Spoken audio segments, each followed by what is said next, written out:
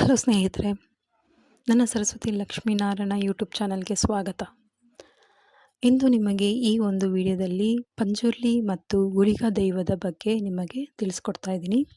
ಈ ಒಂದು ಪಂಜುರ್ಲಿ ದೈವ ಎಷ್ಟು ಶಕ್ತಿ ಮತ್ತು ಆ ಒಂದು ದೈವದಿಂದ ನಮಗೆಲ್ಲ ಏನೆಲ್ಲ ಸಿದ್ಧಿಸುತ್ತೆ ಮತ್ತು ಆ ದೈವವನ್ನು ಆರಾಧನೆ ಮಾಡಿದರೆ ನಿಮಗೆ ಯಾವ ರೀತಿಯಲ್ಲಿ ಶಕ್ತಿ ಮತ್ತು ನೀವು ಅಂದ್ಕೊಂಡಂತಹ ಕೆಲಸಗಳು ಬೇಗ ನಿಮಗೆ ದೇವರು ಕರುಣಿಸುತ್ತಾರೆ. ಮತ್ತು ಈ ಒಂದು ಪಂಜುರ್ಲಿ ದೈವ ಎಷ್ಟು ಶಕ್ತಿಯುತವಾಗಿದೆ ಮತ್ತು ಈ ಒಂದು ದೈವದ ಕಥೆ ಏನು, ಹಿನ್ನೆಲೆ ಏನು ಎಲ್ಲನೂ ಸಂಪೂರ್ಣವಾಗಿ ಈ ಒಂದು ವಿಡಿಯೋದಲ್ಲಿ ನಿಮಗೆ ತಿಳಿಸ್ಕೊಡ್ತೀನಿ. ತುಂಬ ಅದ್ಭುತವಾಗಿದೆ ಈ ಒಂದು ಕತೆ ಮತ್ತು ರೋಚಕವಾಗಿದೆ. ಯಾರು ಸ್ಕಿಪ್ ಮಾಡಬೇಡಿ, ಕೊನೆವರೆಗೂ ನೋಡಿ. ಪ್ರತಿಯೊಂದು ಹೆಜ್ಜೆಯಲ್ಲೂ ನಿಮಗೆ ಅತ್ಯದ್ಭುತವಾಗಿ ಸಂಗತಿಗಳು ಮತ್ತು ಸತ್ಯತೆಗಳು ಈ ಒಂದು ವಿಡಿಯೋದಲ್ಲಿ ನಿಮಗೆ ತಿಳಿಸ್ಕೊಡ್ತೀನಿ. ವಿಡಿಯೋ ಇಷ್ಟ ಆದರೆ ಲೈಕ್ ಮಾಡಿ, ಹಾಗೆ ಶೇರ್ ಮಾಡಿ. ಇನ್ನೂ ಯಾರು ಸಬ್ಸ್ಕ್ರೈಬ್ ಮಾಡ್ಕೊಂಡಿಲ್ಲ, ಸಬ್ಸ್ಕ್ರೈಬ್ ಮಾಡ್ಕೊಳ್ಳಿ. ಬನ್ನಿ ಸ್ನೇಹಿತರೆ. ಪಂಜುರ್ಲಿ ದೈವವು ತುಳುನಾಡಿನ ಪ್ರಾಚೀನ ವರಹ ರೂಪದ ದೈವವಾಗಿದೆ. ಇದರ ಕಥೆಯು ಶಿವಾರೂಪದಿಂದ ಹುಟ್ಟಿಕೊಂಡಿದೆ. ಪಾರ್ವತಿ ದೇವಿಯು ಸಾಕಿ ಸಲಹಿದ ಹಂದಿ ಮರಿಯನ್ನು ಶಿವನು ಕೋಪದಿಂದ ಕೊಂದ ನಂತರ ಪಾರ್ವತಿಯ ಪ್ರಾರ್ಥನೆಗೆ ಮಣಿದು ಶಿವನು ಆ ಮರಿಗೆ ದೈವಶಕ್ತಿಯನ್ನು ನೀಡಿ ಭೂಲೋಕಕ್ಕೆ ಕಳುಹಿಸುತ್ತಾನೆ. ಈ ದೈವವು ಭೂಮಿಯಲ್ಲಿ ಮಾನವರನ್ನು, ಬೆಳೆಗಳನ್ನು ರಕ್ಷಿಸುವ ಮತ್ತು ಅಹಂಕಾರಿಗಳನ್ನು ಶಿಕ್ಷಿಸುವ ರಕ್ಷಕ ದೈವವಾಗಿ ಆರಾಧಿಸಲ್ಪಡುತ್ತದೆ. ಪಂಜುರ್ಲಿ ದೈವದ ಕಥೆ. ನಾನಿಲ್ಲಿ ನಿಮಗೆ ಚಿಕ್ಕದಾಗಿ ತುಣುಕನ್ನು ಹೇಳ್ತೀನಿ. ಇದರ ಒಂದು ಕಥೆಯ ವಿಶ್ಲೇಷಣೆ ಮತ್ತು ವಿವರಣೆ, ಹೇಗೆ ಬಂತು, ಆ ಒಂದು ಪಂಜುರ್ಲಿ ದೈವವನ್ನು ಹೇಗೆ ಆರಾಧಿಸಲ್ಪಟ್ಟಿತು ಅನ್ನೋದನ್ನು ನಾನಿಲ್ಲಿ ತಿಳಿಸ್ಕೊಡ್ತೀನಿ. ಇವಾಗ ನಿಮಗೆ ಜಸ್ಟ್ ಚಿಕ್ಕದಾಗಿ ಹೇಳ್ತಾ ಇದ್ದೀನಿ, ನಂತರ ನಿಮಗೆ ಅದರ ಕಥೆಯ ವಿವರಣೆಯನ್ನು ಈ ವಿಡಿಯೋದಲ್ಲಿ ತಿಳಿಸ್ಕೊಡ್ತೀನಿ. ಇವಾಗ ಪಂಜುರ್ಲಿ ದೈವದ ಕತೆ. ಪಂಜುರ್ಲಿ ದೈವದ ಕತೆ ಅಂದರೆ, ಒಂದು ಹಂದಿ ಮರಿಯು ತನ್ನ ಹಲ್ಲುಗಳಿಂದ ಶಿವನ ಹೂದೋಟವನ್ನು ಹಾಳು ಮಾಡುತ್ತೆ. ಪಾರ್ವತಿ ದೇವಿಯು ಆ ಹಂದಿ ಮರಿಯನ್ನು ಪ್ರೀತಿಯಿಂದ ಸಲಹುತ್ತಿದ್ದಳು. ಮರಿಯು ತನ್ನ ಹಲ್ಲುಗಳಿಂದ ತುರಿಕೆ ಮತ್ತು ಕಿರಿಕಿರಿಯಿಂದ ಬೆಳೆಗಳನ್ನು ನಾಶ ಮಾಡುತ್ತಿದ್ದಾಗ ಶಿವನಿಗೆ ಕೋಪ ಬಂತು. ಶಿವನು ಹಂದಿಯನ್ನು ಕೊಂದುಬಿಟ್ಟನು. ಪಾರ್ವತಿ ದೇವಿಯು ಹಂದಿ ಮರಿಯನ್ನು ಜೀವಂತಗೊಳಿಸಲು ಶಿವನಿಗೆ ಮನವಿ ಮಾಡಿಕೊಂಡಳು. ಪಾರ್ವತಿಯ ಮಾತಿಗೆ ಮಣಿದ ಶಿವನು ಹಂದಿ ಮರಿಗೆ ದೈವಶಕ್ತಿಯನ್ನು ಕರುಣಿಸಿ ಪಂಜುರ್ಲಿ ದೈವವಾಗಿ ಭೂಲೋಕಕ್ಕೆ ಕಳುಹಿಸಿದನು. ಇವಾಗ ನಿಮಗೆ ಜಸ್ಟ್ ಅದರ ಒಂದು ತುಣುಕನ್ನು ನಿಮಗೆ ಸಿಂಪಲಾಗಿ ಹೇಳಿದೆ. ಅದರ ವಿವರಣೆ, ವಿಶ್ಲೇಷಣೆ ನಾನು ನಿಮಗೆ ಇಲ್ಲಿ ಪಂಜುರ್ಲಿ ದೈವದ ಬಗ್ಗೆ ತಿಳಿಸ್ಕೊಡ್ತೀನಿ. ಇದು ತುಂಬ ಊಹೆಗೆ ನಿಲುಕದ ಕತೆ. ನಿಮಗೆ ಕೆಲವು ವಿಷಯಗಳು ತಿಳಿದಿರಬಹುದು, ಕೆಲವು ತಿಳಿದಲೇ ಇರಬಹುದು. ಮತ್ತು ಇನ್ನು ಕೆಲವರಿಗೆ ಉತ್ಸುಕತೆ ಇದೆ ತಿಳಿದುಕೊಳ್ಳೋದಕ್ಕೆ. ಅಂಥವರಿಗಾಗಿ ಈ ಒಂದು ಕಥೆಯನ್ನು ನಿಮಗೆ ತಿಳಿಸ್ತಾ ಇದ್ದೀನಿ. ಈ ಕಥೆಯನ್ನು ಕೇಳಿ. ತುಳುನಾಡಿನ ಆರಾಧನಾ ಪರಂಪರೆಯಲ್ಲಿ ದೈವ ಮತ್ತು ದೇವದ ಆರಾಧನೆಗೆ ಅದೆಷ್ಟು ಭಿನ್ನತೆ ಇದೆ. ಭಿನ್ನತೆಗಳು ಇಲ್ಲ. ದೇವರನ್ನು ಎಷ್ಟು ನಂಬುತ್ತಾರೋ, ಅಷ್ಟು ಪೂಜಿಸುತ್ತಾರೋ, ಅಷ್ಟೇ ಅಲ್ಲಿನ ದೈವವನ್ನು ನಂಬ್ತಾರೆ. ಅದರಲ್ಲೂ ಪಂಜುರ್ಲಿ ಮತ್ತು ಗುಳಿಗ ದೈವ ಪ್ರಮುಖ ಅಂತಲೇ ಹೇಳ್ಬೋದು.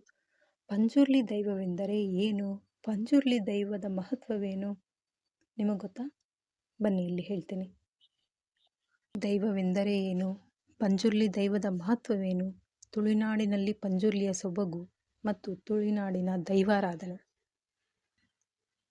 ತುಳುನಾಡಿನಲ್ಲಿ ದೇವಾರಾಧನೆಗೆ ಎಷ್ಟು ಮಹತ್ವವನ್ನು ನೀಡಲಾಗುತ್ತದೆಯೋ ಅಷ್ಟೇ ಮಹತ್ವವನ್ನು ದೈವಾರಾಧನೆಗೂ ಸಹ ನೀಡಲಾಗುತ್ತೆ. ತುಳುನಾಡಿನಲ್ಲಿ ಆರಾಧನೆ ಮಾಡಲಾಗುವ ದೈವಗಳಲ್ಲಿ ಪಂಜುರ್ಲಿ ಮತ್ತು ಗುಳಿಗ. ನಮ್ಮ ತುಳುನಾಡಿಗರಲ್ಲಿ ಈ ದೈವಗಳು ಸರ್ವೇ ಸಾಮಾನ್ಯವಾದರೂ ದೇಶಾದ್ಯಂತ ಇದರ ಪರಿಚಯ ಮಾಡಿಸಿದ್ದು ಇತ್ತೀಚೆಗಷ್ಟೇ ತೆರೆಕಂಡ ಕನ್ನಡದ ಕಾಂತಾರ ಸಿನಿಮಾ. ಅದೆಲ್ಲರೂ ನಿಮಗೆ ತಿಳಿದಿದೆ. ಪಂಜುರ್ಲಿ ಎಂದರೆ ಹಂದಿಯ ಮುಖವನ್ನು ಹೋಲುವ ಒಂದು ಶಕ್ತಿಶಾಲಿ ದೈವ. ಹಂದಿಯ ಮುಖದ ಒಂದು ದೈವ. ಮೂಲ ಮೈಸಂಧಾನ ಅಂದರೆ ಮಹಿಷ, ನಂದಿಗೋಣೆ ಅಂದರೆ ಹೋರಿ, ಹೈಗುಳಿ ಹಾಯುವ ಗೂಳಿ, ಪಿಲ್ಚಂಡಿ ಅಂದರೆ ಹುಲಿ. ಇದೆಲ್ಲ ತುಳುನಾಡಿನಲ್ಲಿ ಅವರು ಕರೆಯುವಂತಹ ಒಂದು ಪ್ರಾಣಿಗಳ ಹೆಸರು. ಆ ಒಂದು ಪ್ರಾಣಿಗಳನ್ನು ನಾವು ದೈವವಾಗಿ ಆರಾಧನೆ ಮಾಡುತ್ತೇವೆ. ಆನೆ, ಕುದುರೆ ಇವೆಲ್ಲವೂ ಒಂದಲ್ಲ ಒಂದು ರೂಪದಲ್ಲಿ ತುಳುನಾಡಿನಲ್ಲಿ ಪೂಜೆಗೆ. ಪಂಜುರ್ಲಿ ಪದದ ಅರ್ಥ. ಇದರ ಅರ್ಥ ಏನು? ಪಂಜುರ್ಲಿ ಪದದ ಅರ್ಥ. ಪಂಜುರ್ಲಿ ಎಂಬ ಪದವು ಸಾಂಪ್ರದಾಯಿಕವಾಗಿ ಪಂಜಿದ ಕುರ್ಲೆ ಎಂಬ ಪದದಿಂದ ಬಂದಿದೆ. ಅಂದರೆ ತುಳು ಭಾಷೆಯಲ್ಲಿ ಎಲೆಯ ಕಾಡು ಹಂದಿ ಅಂತ ಅರ್ಥ. ತುಳುನಾಡಿನ ಪ್ರಾಚೀನ ದೈವಗಳಲ್ಲಿ ಪಂಜುರ್ಲಿಯೂ ಒಂದು. ಪಂಜುರ್ಲಿಯನ್ನು ತುಳುನಾಡಿನಾದ್ಯಂತ ಹಂದಿ ಎಂದು ಪೂಜಿಸಲಾಗುತ್ತದೆ. ನಮ್ಮ ಪೂರ್ವಜರು ತಾವು ಬೆಳೆದ ಬೆಳೆಗಳನ್ನು ರಕ್ಷಿಸಲು ಪಂಜುರ್ಲಿ ದೈವವನ್ನು ಪೂಜಿಸುತ್ತಿದ್ದರು ಮತ್ತು ನಂತರ ಅದೇ ಭತ್ತದ ಅಕ್ಕಿಯನ್ನು ಅರ್ಪಿಸುವ ಮೂಲಕ ತಮ್ಮ ಬೆಳೆಗಳನ್ನು ರಕ್ಷಿಸಿ ದೈವಕ್ಕೆ ಧನ್ಯವಾದಗಳನ್ನು ಸಲ್ಲಿಸುತ್ತಿದ್ದರು. ದೈವ ಮತ್ತು ಪಂಜುರ್ಲಿ, ಸೊ ಇದೆರಡರ ನಡುವೆ ಏನು ವ್ಯತ್ಯಾಸ, ಎಷ್ಟು ಶಕ್ತಿ ಇದೆ ಪ್ರತಿಯೊಂದಕ್ಕೂ. ತುಳುನಾಡಿನಲ್ಲಿ ಆರಾಧಿಸಲ್ಪಡುವ ಈ ಎರಡು ದೈವಗಳು ತಮ್ಮನ್ನು ನಂಬಿದವರನ್ನು ರಕ್ಷಿಸುತ್ತದೆ ಮತ್ತು ಅವರ ಬಯಕೆಗಳನ್ನು ಈಡೇರಿಸುತ್ತದೆ ಎನ್ನುವ ನಂಬಿಕೆ ಪ್ರತಿಯೊಂದು ತುಳುನಾಡಿನಲ್ಲಿ ಇದೆ.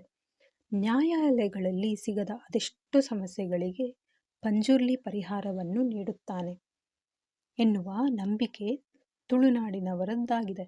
ಈ ದೈವಗಳು ನಂಬಿದ ಕುಟುಂಬವನ್ನು ಕೈ ಹಿಡಿದು ಕಾಪಾಡುತ್ತದೆ. ತುಳುನಾಡಿನಲ್ಲಿ ಪಂಜುರ್ಲಿಯನ್ನು ದೈವದ ಪ್ರತಿಬಿಂಬಾಕಾರದಲ್ಲಿ ಪ್ರತಿಯೊಬ್ಬರು ಮನೆಯಲ್ಲೇ ಪೂಜಿಸಲಾದರೆ, ಇನ್ನು ಗುಳಿಗ ದೈವವನ್ನು ಕಲ್ಲಿನ ರೂಪದಲ್ಲಿ ಮನೆಯ ಹೊರಗೆ, ತೋಟದಲ್ಲಿ ಅಥವಾ ಆ ಕುಟುಂಬಕ್ಕೆ ಸೇರಿದ ಯಾವುದೇ ಸ್ಥಳದಲ್ಲಿ ಪೂಜಿಸಲಾಗುತ್ತದೆ. ಪಂಜುರ್ಲಿ ದೈವವು ಮನೆಯ ಒಡೆಯನಂತೆ ಮನೆಯನ್ನು ರಕ್ಷಿಸಿದರೆ, ಗುಳಿಗನು ಆ ಮನೆಗೆ ಸಂಬಂಧಿಸಿದ ಪ್ರದೇಶವನ್ನು ರಕ್ಷಣೆ ಮಾಡುತ್ತಾನೆ. ಯಾವುದೇ ದುಷ್ಟಶಕ್ತಿಗಳು ಆ ಕುಟುಂಬವನ್ನು ಸೋಕದಂತೆ ಕಾವಲು ಕಾಯುತ್ತಾನೆ.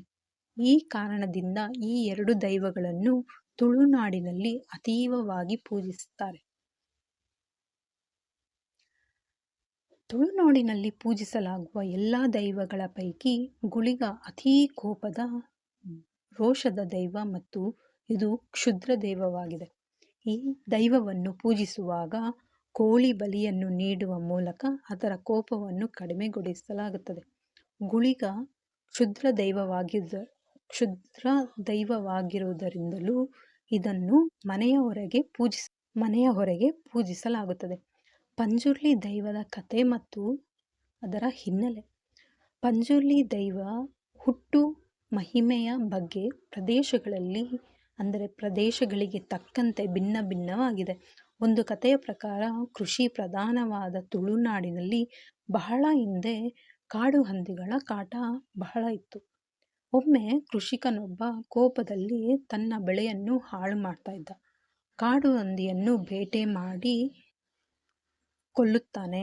ದೈವಿಕ ಶಕ್ತಿಯನ್ನು ಪಡೆದುಕೊಂಡಿದ್ದ ಆ ಹಂದಿಯು ಬೇಟೆಯಾಡಿದ ಬಳಿಕ ಪಂಜುರ್ಲಿ ದೈವವಾಗಿ ಮಾರ್ಪಟ್ಟಿದ್ದು ಇದೇ ಹಂದಿ ಮುಂದೆ ದೈವಾರಾಧನೆಯ ಮೂಲವಾಯಿತು ಎನ್ನಲಾಗುತ್ತೆ.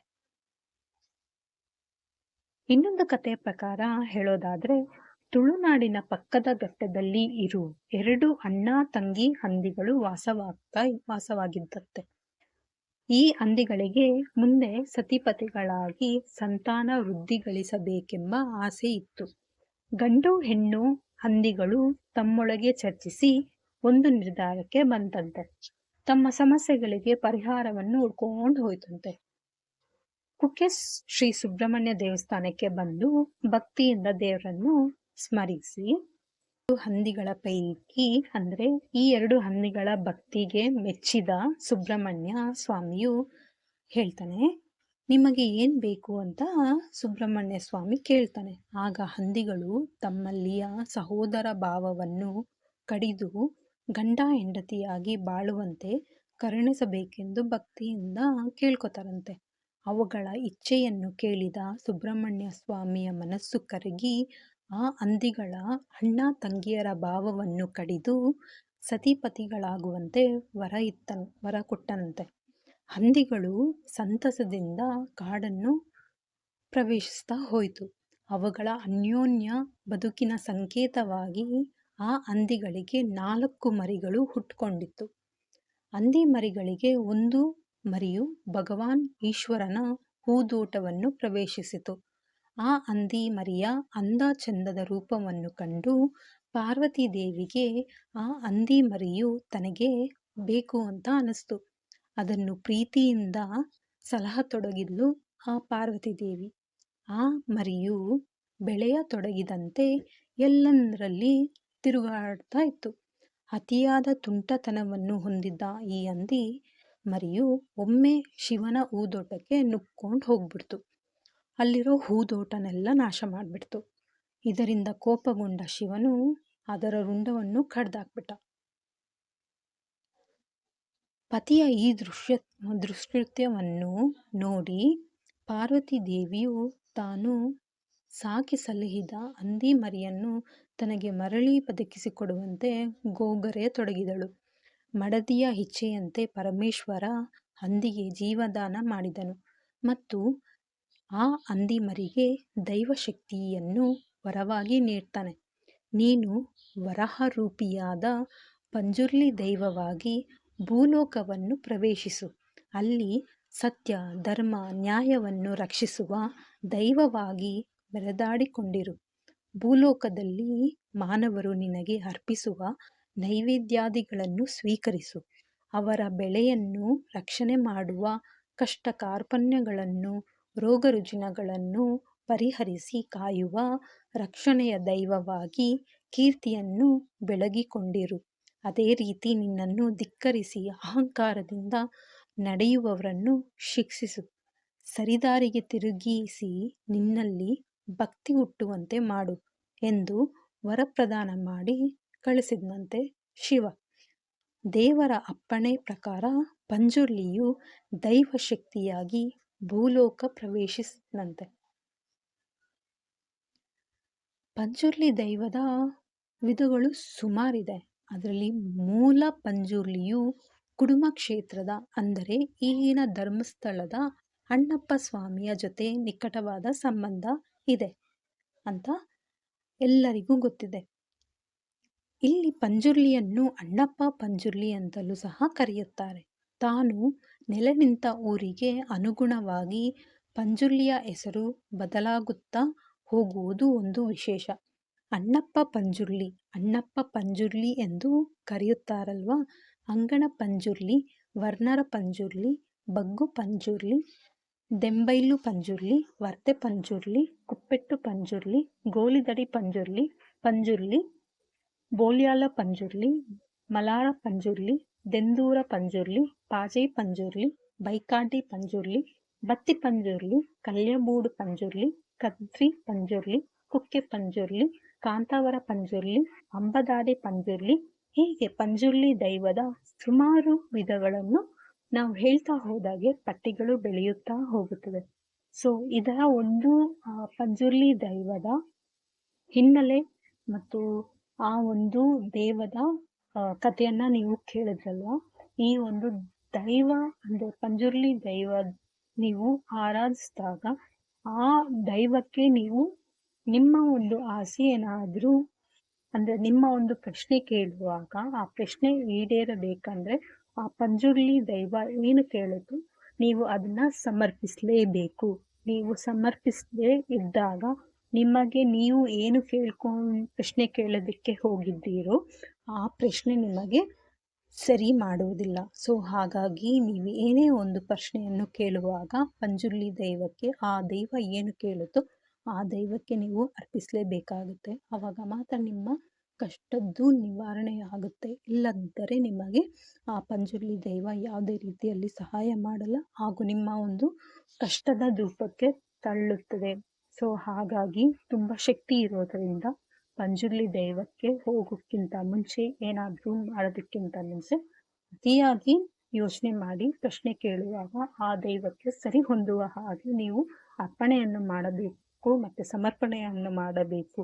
ಸೊ ಹಾಗೆ ದೈವಕ್ಕೆ ಅರ್ಪಿಸಬೇಕಾಗುತ್ತದೆ. ಆಗ ಮಾತ್ರ ನಿಮ್ಮ ಕೆಲಸ ಕಾರ್ಯಗಳು ಮತ್ತು ಎಲ್ಲ ಕಷ್ಟ ಕಾರ್ಪಣ್ಯಗಳು ನಿವಾರಣೆಯಾಗುತ್ತದೆ. ಇಲ್ಲದಿದ್ದರೆ ಖಂಡಿತವಾಗ್ಲೂ ಯಾವುದೂ ಸಾಧ್ಯವಿಲ್ಲ. ಸೊ ಹಾಗಾಗಿ ಈ ಒಂದು ದೈವಕ್ಕೆ ಅಷ್ಟು ಶಕ್ತಿ ಇರೋದರಿಂದ ನೀವು ಅದೇ ರೀತಿಯಲ್ಲಿ ನೀವು ಸರಿದೂಗಿಸ್ಕೊಂಡು ಹೋಗಬೇಕಾಗತ್ತೆ ಮತ್ತು ಆ ದೈವಕ್ಕೆ ಏನು ಬೇಕೋ ಅದನ್ನು ಅರ್ಪಿಸಲೇಬೇಕಾಗತ್ತೆ.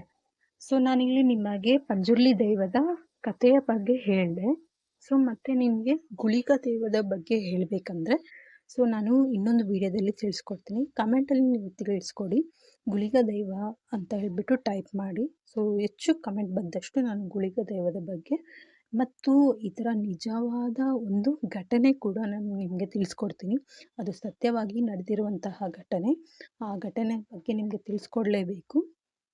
ಈ ಘಟನೆ ನಾನು ಈ ವಿಡಿಯೋದಲ್ಲಿಲ್ಲ, ನೆಕ್ಸ್ಟ್ ವಿಡಿಯೋದಲ್ಲಿ ನಾನು ತಿಳಿಸ್ಕೊಡ್ತೀನಿ. ಸೊ ಕಮೆಂಟಲ್ಲಿ ಗುಳಿಗ ದೈವ ಅಂತ ನೀವು ಕಮೆಂಟ್ ಮಾಡಿ. ಸೊ ಆ ವಿಡಿಯೋದಲ್ಲಿ ನಾನು ನಡೆದಿರುವಂತಹ ಸತ್ಯ ಘಟನೆ ತಿಳಿಸ್ಕೊಡ್ತೀನಿ. ಈ ಒಂದು ವಿಡಿಯೋ ನೋಡಿದ ಪ್ರತಿಯೊಬ್ಬ ವೀಕ್ಷಕರಿಗೂ ನಾನು ಧನ್ಯವಾದ ಹೇಳ್ತೀನಿ. ಸೊ ಈ ಒಂದು ವಿಡಿಯೋ ಇಷ್ಟ ಆದರೆ ಒಂದು ಲೈಕ್ ಮಾಡಿ, ಹಾಗೆ ಸಬ್ಸ್ಕ್ರೈಬ್ ಮಾಡ್ಕೊಳ್ಳಿ, ಹಾಗೆ ನಿಮ್ಮ ಫ್ರೆಂಡ್ಸಿಗೆ ಶೇರ್ ಮಾಡಿ.